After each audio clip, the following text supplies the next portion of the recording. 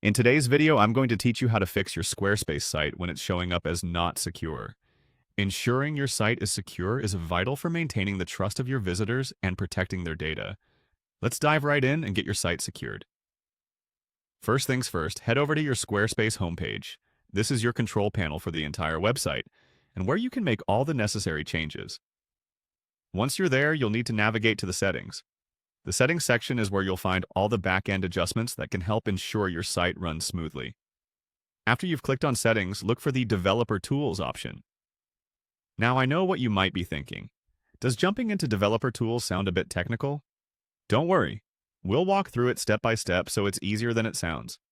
In the Developer Tools section, one of the crucial things you need to access is the SSL settings. SSL, or Secure Sockets Layer, is a protocol that encrypts the data transferred between your site and its visitors, making it both secure and trustworthy. When you're on the SSL page, take a moment to review your SSL status. If it's not active, you'll want to ensure it is enabled. Often, a little oversight here can lead to the Not Secure warning on your site. If there are any issues with enabling SSL, your best bet is to contact Squarespace support for further assistance. Once you've checked your SSL settings, it's time to verify your domain connections. Head over to the Domains and Email section.